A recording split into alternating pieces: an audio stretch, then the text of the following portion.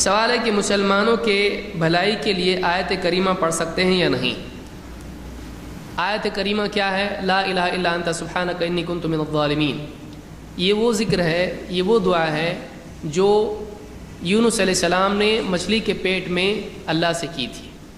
جب مچھلی نے ان کو نگل لیا اور پانی میں تھے اور اندھیریوں میں تھے، 3 اندھیریوں میں، تو اس وقت میں اس مصیبت سے نجات کے لیے انہوں نے اللہ تعالیٰ کو پکارا اور یہ کہا لا الہ الا انت سبحانک انی کنت من الظالمین۔ اے اللہ، تیرے سوا کوئی عبادت کے لائق نہیں اور تو ہر عیب سے، کمی سے، ظلم سے پاک ہے۔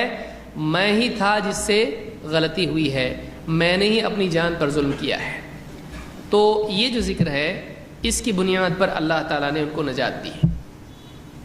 اب کیا مسلمانوں کے مسائل کے حل کے لیے ایسا کیا جا سکتا ہے؟ اس میں 3 طریقے کرنے کے ہیں جو لوگ کرتے ہیں۔ ایک تو یہ کہ ایک آدمی کو ذاتی مسئلہ پیش آئے، کوئی بیماری یا کوئی مصیبت پریشانی، اور اس میں وہ خود کہے لا الہ الا انت سبحانک انی کنت من الظالمین۔ یہ سنت ہے، یہ یونس علیہ السلام کی سنت ہے، اور اللہ کے نبی صلی اللہ علیہ وسلم نے بھی، حاکم کی روایت ہے، اس میں آپ نے فرمایا کہ جب بھی تم پر کوئی مصیبت، کسی مسلمان پر کوئی مصیبت آئے، اگر وہ یہ کہتا ہے اللہ تعالیٰ اس سے اس کو نجات دے گا۔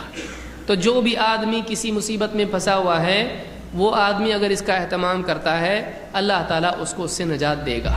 یہ پہلی صورت ہے جو صحیح ہے۔ دوسری صورت کیا ہے؟ کرائے کی دعا کروانا۔ بہت ساری مساجد میں ہوتا ہے آج آیت کریمہ ہوگی، کیوں؟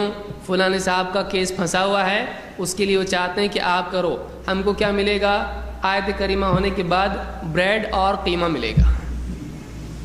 بہت ساری مسجدوں میں ہوتا ہے ایسا، کھانے کو اس کے بعد ملے گا۔ پھر بیٹھتے ہیں پورا دسترخوان بچھا کے، اس کے اوپر پوری اخروٹ یا اس کے اوپر بادام یا پھر کھجور کی گٹھلیاں، غریب امیر جیسا بھی ہوگا، تو اس کے اوپر وہ سارا بچھا دیتے ہیں۔ لاتا ہے بوریا پکڑ کے وہ مؤذن اور ڈال دیتا، بچھا دیتا اس کے اوپر، سب پھر اشارے کرتے رہتے ہیں، باتیں کرتے ہیں، کب ختم ہوتا ہے؟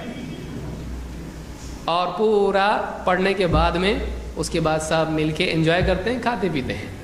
یہ کون سا طریقہ ہے؟ نہ اللہ کے نبی صلی اللہ علیہ وسلم کے زمانے میں ایسا ہوا، نہ صحابہ کے زمانے میں، نہ 4 اماموں نے ایسا کیا۔ یہ بدعت ہے، اس کی کوئی دلیل نہیں ہے۔ اسی طرح سے مسلمان دنیا بھر میں اگر پریشان ہیں، مسلمان سب مل کے کہیں بھائی آیت کریمہ کرو، کوئی دلیل اس کی نہیں ہے، اس کی کوئی دلیل نہیں ہے۔ آیت کریمہ اجتماعی طور پر پڑھنے کی کوئی دلیل نہیں۔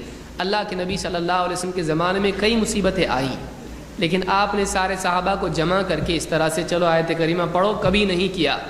مسلمانوں پر جب مصیبت آتی ہے تو اس کے حل کے لیے طریقہ یہ ہے کہ فرض نمازوں میں یا کسی بھی نماز میں مسلمان قنوت نازلہ کا اہتمام کریں۔